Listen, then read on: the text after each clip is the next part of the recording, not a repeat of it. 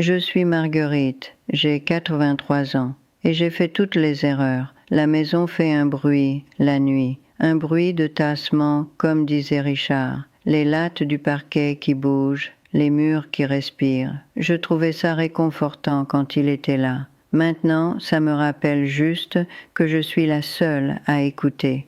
J'étais debout dans la cuisine ce matin, fixant l'horloge du micro-ondes qui clignote 12 heures depuis 3 semaines, et j'ai pensé, quand est-ce que j'ai arrêté de remarquer, pas juste l'horloge, tout, le courrier qui s'empile sur le comptoir, l'ampoule grillée dans le couloir que je compte remplacer depuis des semaines, la façon dont j'ai commencé à manger des céréales pour le dîner parce que cuisiner pour une personne demande trop d'efforts pour si peu de récompense. Je ne sais plus quand vivre seul a cessé de ressembler à la liberté pour devenir quelque chose que j'endure simplement. C'est arrivé lentement, si lentement que je ne l'ai pas vu venir. Après la mort de Richard, les gens répétaient tout la même chose. Tu es si forte, Marguerite, tu gères si bien tout ça. Et je les croyais, je pensais que je gérais. J'ai gardé la maison, payé les factures, je me suis montrée quand il le fallait. Je fonctionnais. Et n'est-ce pas ce qui compte? Mais quelque part en chemin, peut-être 6 mois plus tard, peut-être 1 an, j'ai arrêté de répondre au téléphone autant, arrêté d'aller à l'église le dimanche, arrêté de faire des projets parce que c'était plus facile de rester à la maison. Et la maison est devenue plus silencieuse. Et moi, je suis devenue plus petite. Je n'ai pas réalisé à quel point c'était devenu grave jusqu'à ce que ma sœur Jeanne vienne me rendre visite.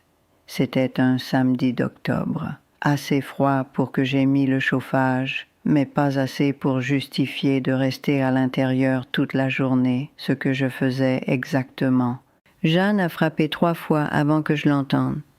Je n'attendais personne. J'avais oublié qu'elle venait, même si elle jure me l'avoir dit 2 fois.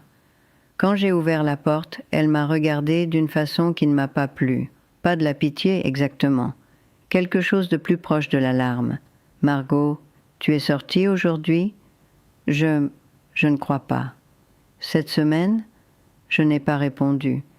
Elle est entrée, jetant un coup d'œil autour du salon. Les rideaux étaient encore tirés. Il y avait de la vaisselle dans l'évier de je ne sais quand. Le courrier était empilé sur la table basse, non ouvert. « Marguerite, dit-elle doucement, c'était quand la dernière fois que tu as parlé à quelqu'un ? Je voulais lui dire que j'allais bien, que j'avais été occupée, que j'avais juste besoin d'un peu plus de temps pour m'adapter. Mais la vérité est sortie à la place. Je ne m'en souviens pas. Jeanne est restée 3 jours.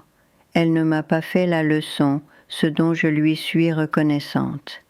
Elle a juste été là avec moi, m'a fait du thé, a ouvert les rideaux, a marché avec moi jusqu'à la boîte aux lettres, ce qui semblait ridicule d'avoir besoin d'aide pour ça, mais c'était le cas.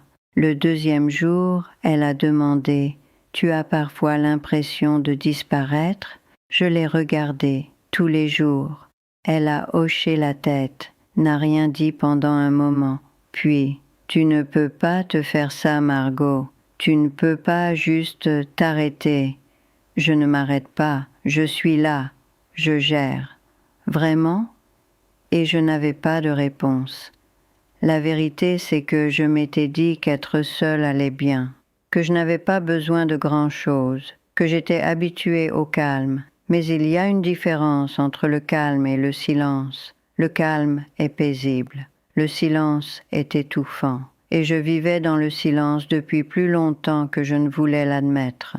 J'ai beaucoup pensé à ça après le départ de Jeanne, à quel point il est facile de glisser dans l'isolement sans même s'en rendre compte. Comment on peut passer d'une vie bien remplie à peine vivre, un appel manqué à la fois.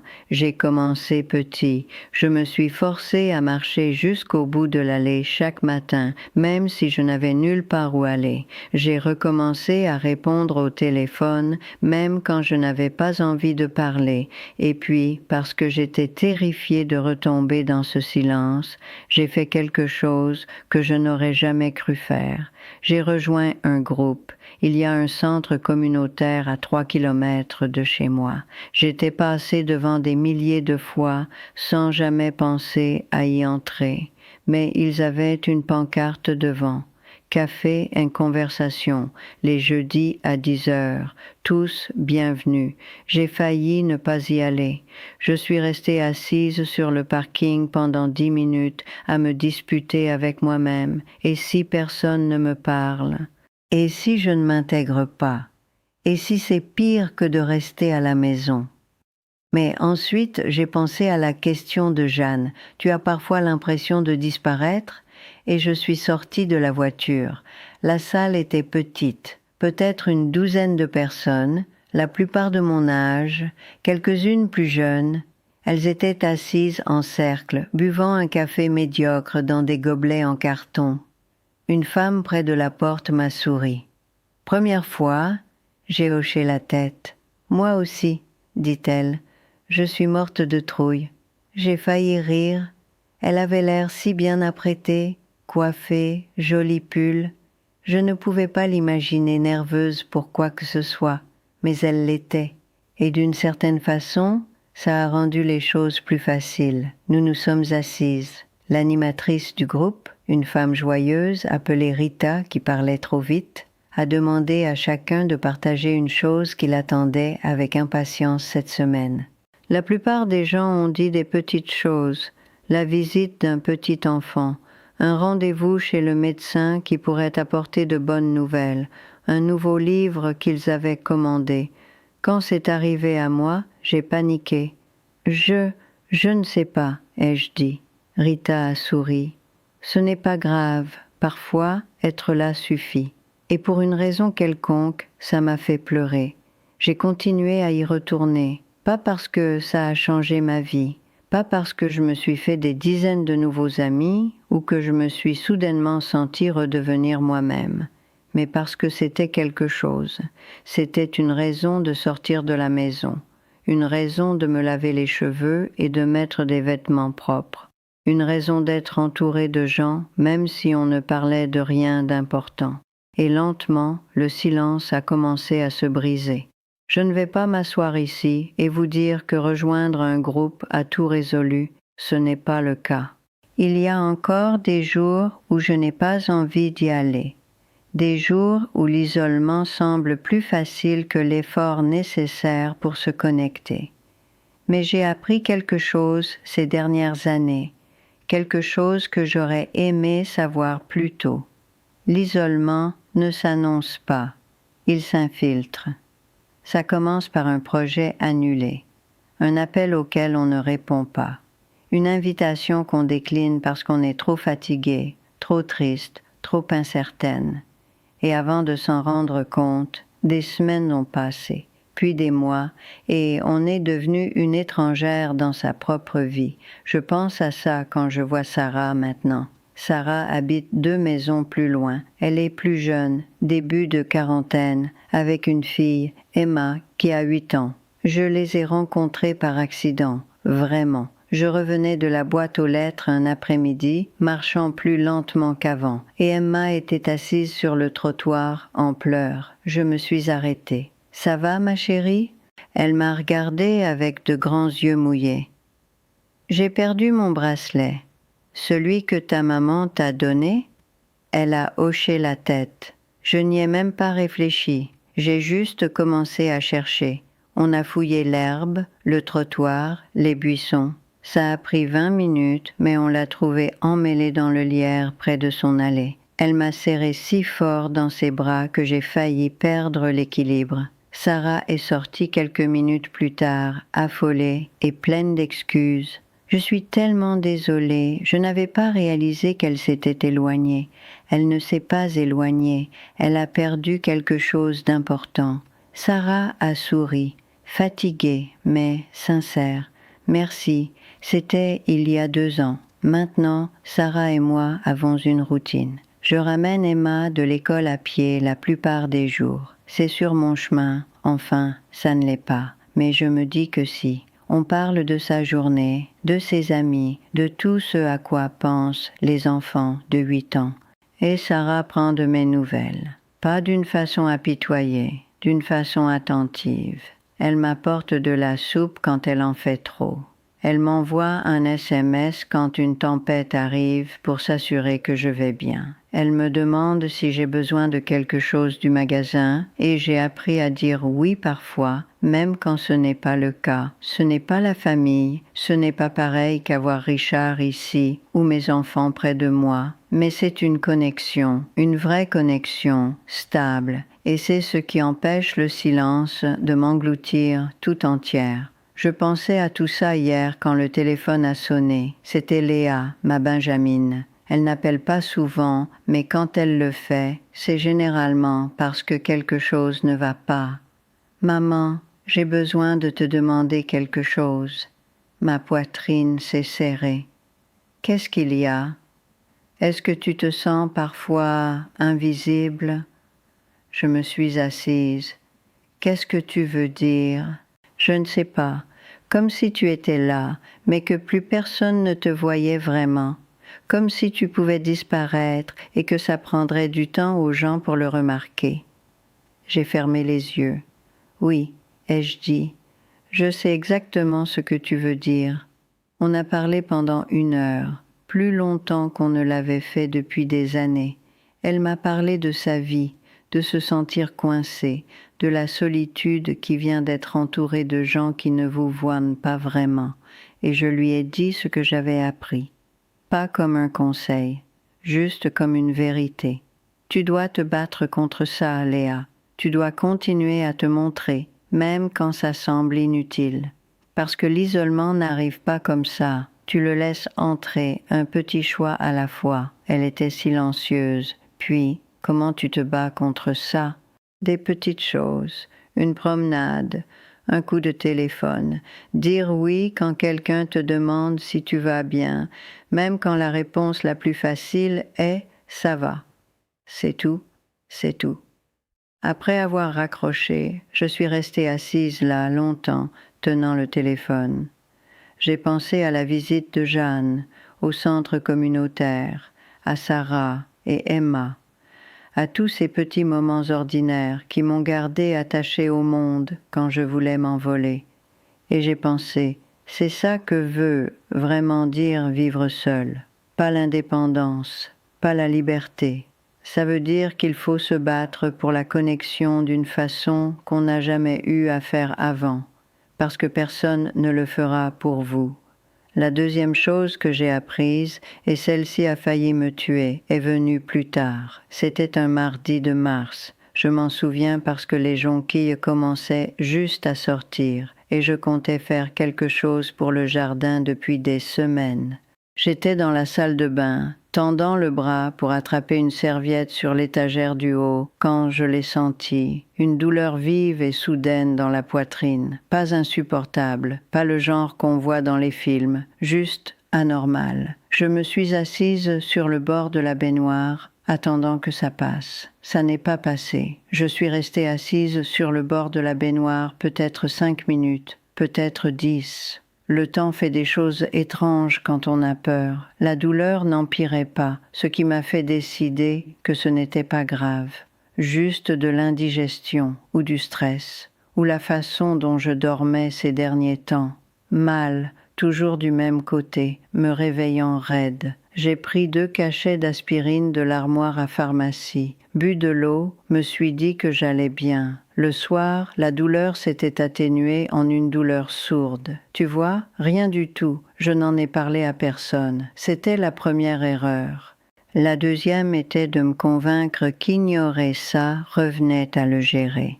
Pendant 3 jours, je me suis déplacée prudemment. N'ai rien soulevé de lourd, ne me suis pas poussée. J'ai sauté ma promenade avec Emma, disant à Sarah que j'avais mal à la tête. Ce qui n'était pas entièrement un mensonge, j'avais mal à la tête, entre autres choses. Mais je ne suis pas allée chez le médecin. Parce qu'aller chez le médecin voulait dire admettre que quelque chose n'allait peut-être pas. Et admettre que quelque chose n'allait peut-être pas voulait dire que je ne gérais pas aussi bien que je le disais à tout le monde.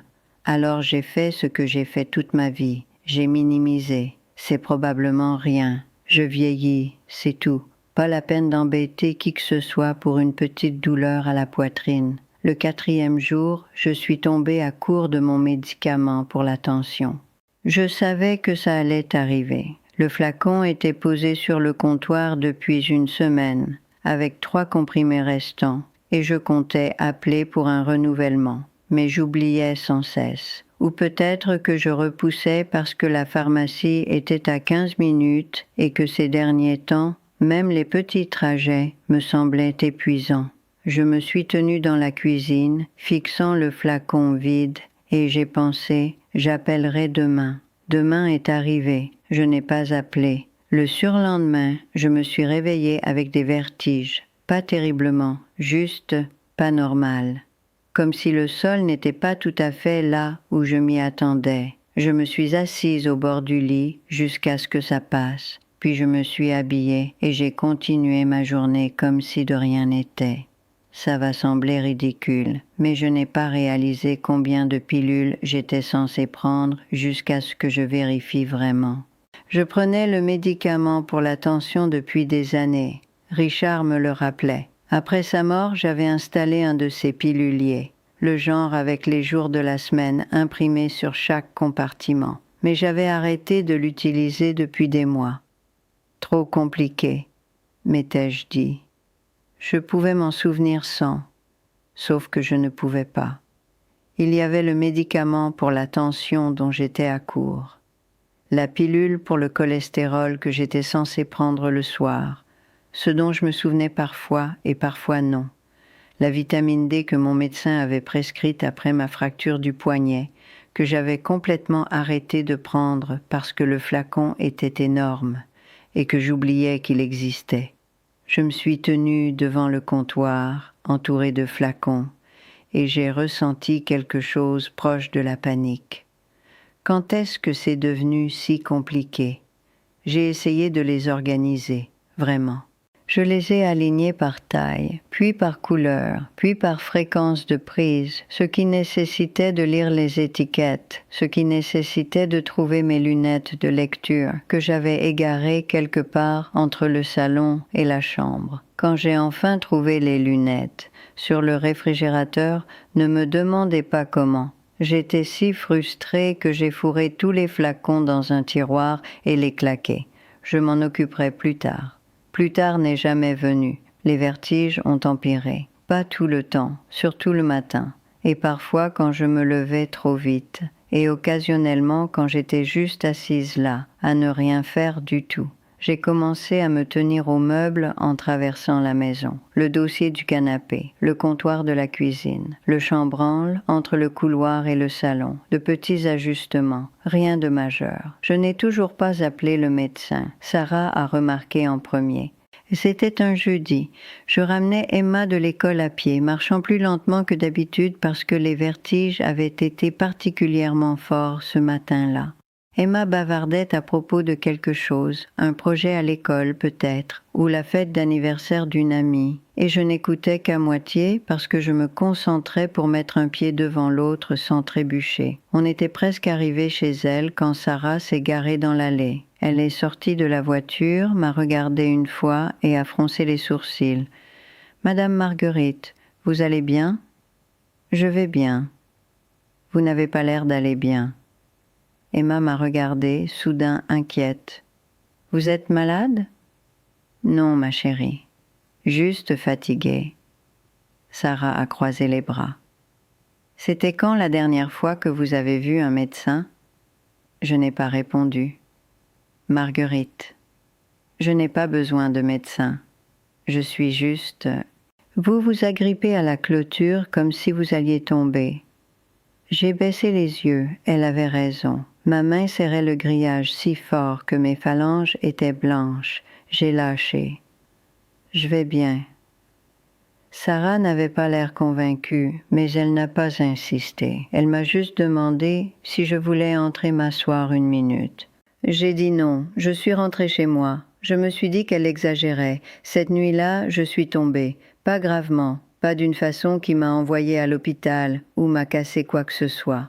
Mais assez gravement quand même. Je sortais du lit pour aller aux toilettes. Quelque chose que j'avais fait des milliers de fois sans y penser. Et les vertiges m'ont frappé si fort que la pièce a basculé. Je me suis agrippée à la table de nuit, ratée, et je suis tombée. J'ai atterri sur la hanche, durement, sur la moquette fine qui n'amortit rien du tout. L'impact m'a coupé le souffle, et pendant quelques secondes, je suis juste restée là, sonnée. Puis la douleur est venue, vive, brûlante, irradiant de ma hanche jusqu'à ma jambe. J'ai essayé de me lever, je n'ai pas pu. J'ai essayé encore, toujours pas. Et pour la première fois depuis des années, j'ai eu vraiment peur. Je ne sais pas combien de temps je suis restée par terre, assez longtemps pour que la douleur se transforme en une douleur profonde et lancinante, assez longtemps pour que je commence à penser à ce qui se passerait si je ne pouvais pas me relever du tout. Combien de temps faudrait-il pour que quelqu'un le remarque? Sarah finirait par le faire. Peut-être demain, quand je ne me présenterai pas pour ramener Emma. Ou peut-être pas.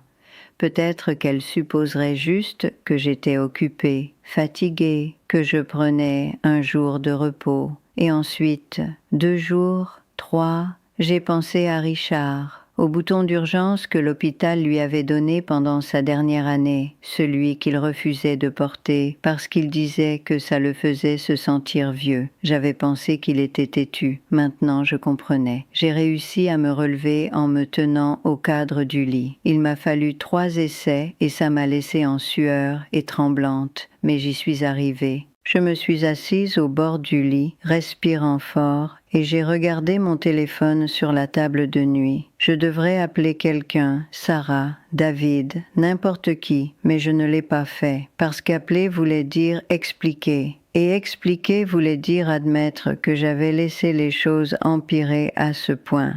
Alors j'ai pris de l'aspirine. Je suis retournée au lit, et je me suis dit que je trouverais une solution le matin.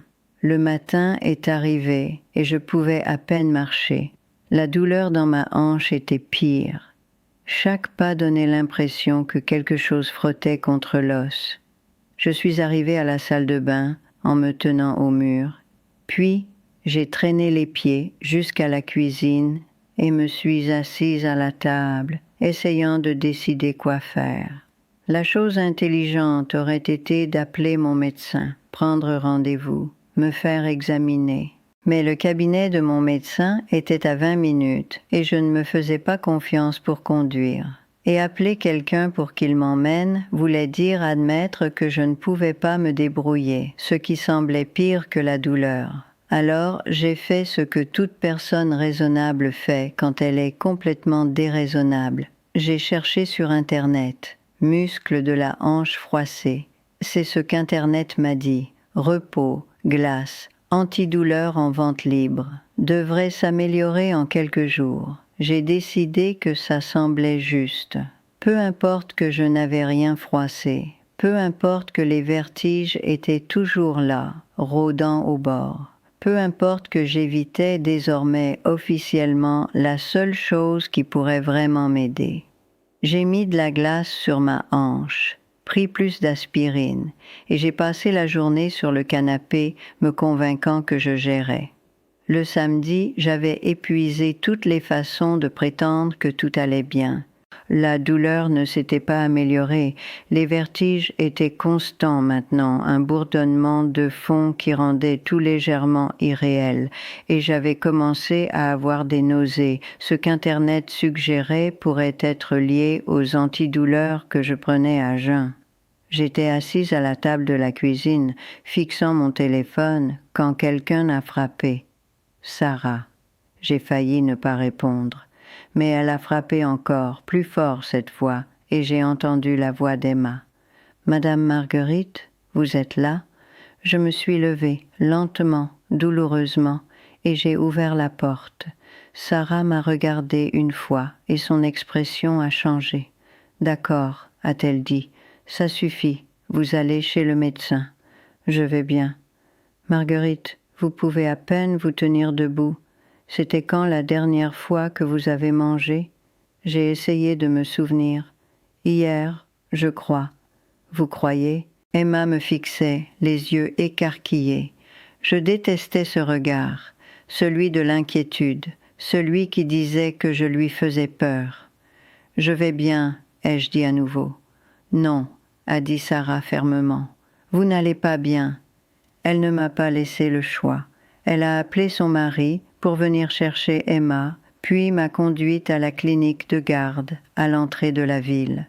J'ai essayé de protester, mais elle a juste monté le volume de la radio et m'a ignorée. À la clinique, ils ont pris ma tension, trop haute, posé des questions sur mes médicaments. J'ai admis que j'étais à court. La médecin, une jeune femme aux yeux gentils et à la voix sans détour, a écouté mon cœur, examiné ma hanche et prescrit des analyses de sang. « Vous êtes déshydraté », a-t-elle dit. « Votre tension est dangereusement haute et je suppose que vous avez sauté des repas. » Je n'ai pas répondu. « Madame Dubois, vous ne pouvez pas faire ça. Vous vivez seule, ce qui veut dire que vous devez faire plus attention, pas moins. » Je faisais attention. Tomber à court de médicaments, ce n'est pas faire attention. Ignorer des vertiges, ce n'est pas faire attention. Tomber et ne le dire à personne, ce n'est pas faire attention. Elle n'était pas méchante, juste honnête, et je détestais qu'elle ait raison. Ils m'ont mis une perfusion, renouvelé mes ordonnances, dit de revoir mon médecin traitant dans la semaine. Sarah n'a pas dit grand-chose sur le chemin du retour. Juste, vous allez me laisser vous aider à organiser ces pilules. J'ai hoché la tête. De retour chez moi, elle m'a assise à la table de la cuisine et a sorti tous les flacons du tiroir où je les avais fourrés. Elle n'a pas fait de commentaires sur le désordre. Elle a juste commencé à les trier dans le pilulier que j'avais abandonné depuis des mois, lisant chaque étiquette attentivement, vérifiant 2 fois les dosages. Emma était assise à côté de moi, coloriant tranquillement, et j'ai ressenti quelque chose que je n'avais pas ressenti depuis longtemps. Pas exactement de la gratitude, bien que j'en éprouvais, mais d'être vue, vraiment, véritablement vue. Ce que j'ai appris, et je l'ai appris trop tard, assise dans cette clinique avec une perfusion dans le bras, c'est ceci. Quand vous vivez seul, votre santé n'est pas seulement votre responsabilité, c'est votre bouée de sauvetage. Personne n'est là pour remarquer quand vous arrêtez de prendre vos pilules, quand vous sautez des repas parce que cuisiner semble demander trop d'efforts, quand les vertiges commencent et que vous vous convainquez que ce n'est rien. Vous êtes la seule à faire attention. Et si vous arrêtez de faire attention, tout s'effondre. Sarah a mis en place un système pour moi. Pilulier rempli chaque dimanche, une liste sur le frigo de quoi prendre et quand, des rappels sur mon téléphone. Elle m'a aussi fait promettre, vraiment promettre, que je lui dirais si quelque chose n'allait pas. « Vous n'avez pas à tout gérer seule, Marguerite », a-t-elle dit. « Je sais. »« Vraiment ?» Je l'ai regardée. Emma, toujours en train de colorier. Les rangées bien nettes de pilules que j'avais laissées devenir un chaos. J'apprends. Mais ce n'était pas seulement les pilules, c'était tout. La maison que j'avais ignorée, les réparations que je repoussais, l'ampoule grillée dans le couloir que je contournais dans le noir depuis des semaines. Je m'étais dit que je gérais, que j'étais indépendante, que demander de l'aide voulait dire que j'échouais. Mais la vérité était plus simple et plus dure. Je vivais dans une maison qui n'était plus sûre, et j'avais été trop fière ou trop effrayée pour l'admettre. L'ampoule du couloir a fini par griller complètement une semaine après la visite à la clinique. Je comptais la changer, depuis plus d'1 mois. Mais le plafond était haut, et j'aurais eu besoin de l'escabeau du garage, et chaque fois que j'y pensais, quelque chose d'autre semblait plus urgent. Alors j'ai juste arrêté d'utiliser ce couloir la nuit. Je faisais le long détour par la cuisine. J'allumais toutes les autres lumières de la maison pour ne pas avoir à traverser l'obscurité. De petits ajustements, rien que je ne pouvais pas gérer, jusqu'à la nuit où j'ai oublié. J'étais à moitié endormie, traînant les pieds vers la salle de bain à 2 heures du matin, et j'ai pris le chemin court sans réfléchir. L'obscurité était totale, désorientante. J'ai cherché le mur, mal évalué la distance, et mon pied a accroché quelque chose, le coin du tapis peut-être, ou juste ma propre maladresse. Je ne suis pas tombée, mais j'étais assez proche pour que mon cœur batte la chamade quand j'ai enfin atteint la salle de bain et allumé la lumière.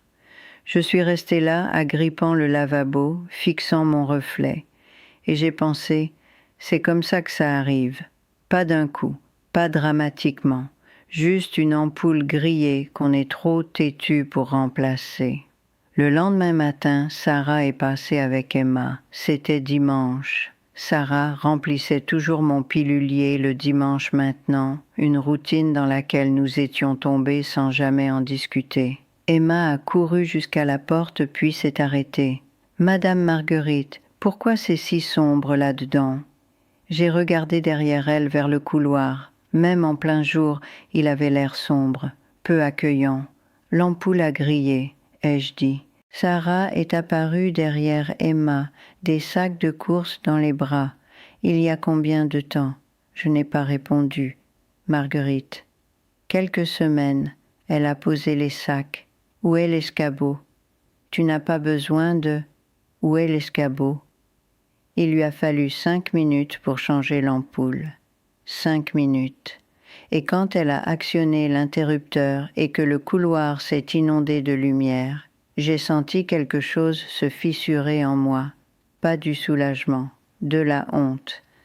Parce que ça avait pris 5 minutes. Et j'avais vécu dans l'obscurité pendant 1 mois plutôt que de demander de l'aide. Emma se tenait dans le couloir, tournant sur elle-même. C'est tellement lumineux maintenant.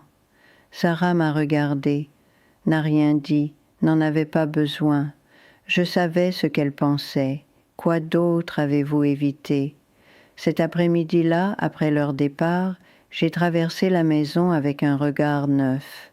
Je l'ai vraiment regardée pour la première fois depuis des mois. La planche branlante sur la marche du fond que j'enjambais. Le tapis de salle de bain qui se froissait à chaque fois que je sortais de la douche. La pile de courriers sur le comptoir qui était devenue si haute qu'elle commençait à glisser, et les cartons, mon Dieu, les cartons.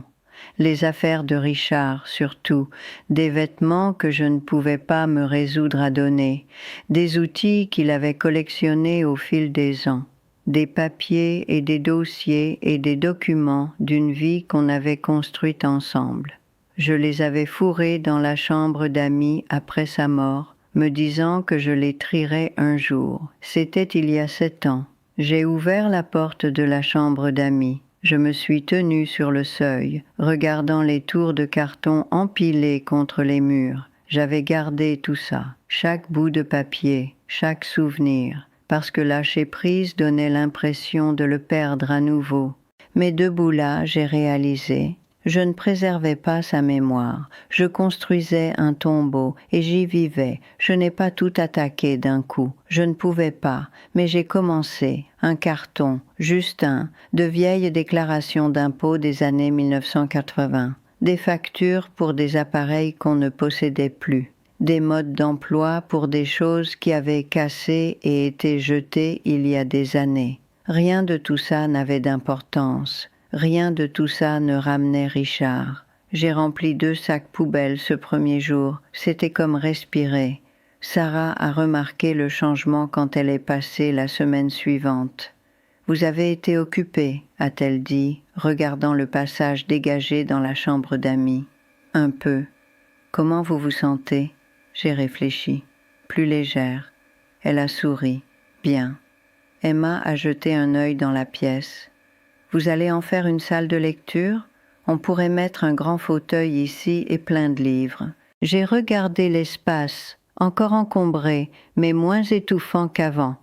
Peut-être, ai-je dit, et pour la première fois depuis des années, je le pensais vraiment.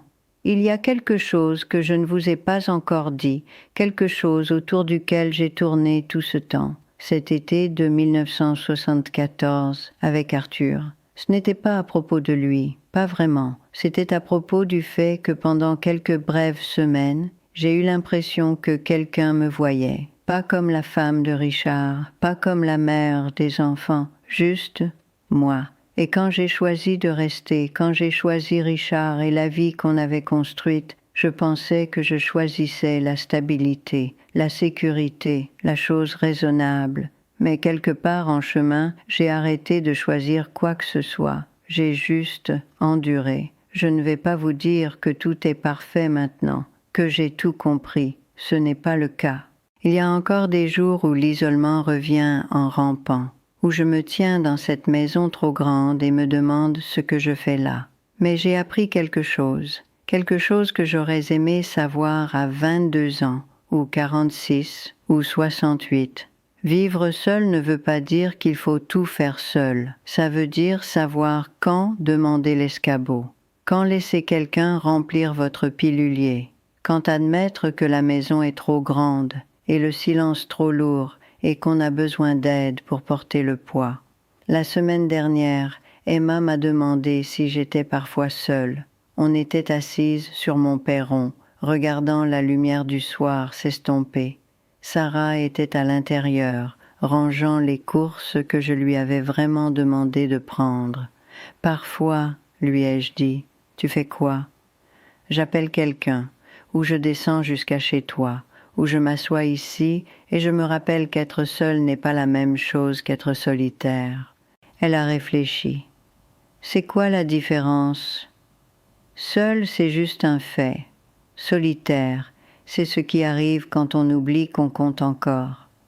La maison fait toujours ce bruit de tassement la nuit. Mais maintenant, je laisse les lumières allumées. Le couloir est lumineux, le chemin est dégagé. Et quand j'entends les lattes du parquet bouger, je ne pense pas à l'absence de Richard. Je pense à Sarah, 2 maisons plus loin, probablement en train de finir la vaisselle. Je pense à Emma, endormie dans sa petite chambre, rêvant à ce que rêvent les enfants de 8 ans. Je pense au pilulier sur mon comptoir, rempli et prêt pour la semaine. Je pense à la chambre d'amis, devenant lentement un espace que je pourrais vraiment utiliser. Et je pense, je suis encore là, pas juste survivre, pas juste endurer, encore là, encore en train d'apprendre, encore en train de choisir. Si vous écoutez ceci, si vous êtes seul, ou si vous avez peur d'être seul, ou si vous vous demandez comment vous allez vous en sortir, je veux que vous sachiez quelque chose. Vous n'avez pas à être forte tout le temps. Vous n'avez pas à tout gérer vous-même. Vous n'avez pas à vivre dans le noir plutôt que de demander à quelqu'un de changer une ampoule. Vivre seul, c'est difficile, c'est comme ça, mais ça n'a pas à être solitaire et ça n'a pas à vous briser. La lumière baisse maintenant. Je devrais probablement préparer quelque chose à manger. Sarah apporte de la soupe plus tard. Elle en a fait trop encore une fois, du moins c'est ce qu'elle dit, mais je crois que je vais faire quelques tartines pour accompagner. De petites choses, des choses ordinaires. Mais quand on a vécu dans le silence, l'ordinaire ressemble à un cadeau. Merci d'être resté avec moi aujourd'hui. Si vous voulez rester avec moi à nouveau, je serai là, je ne vais nulle part.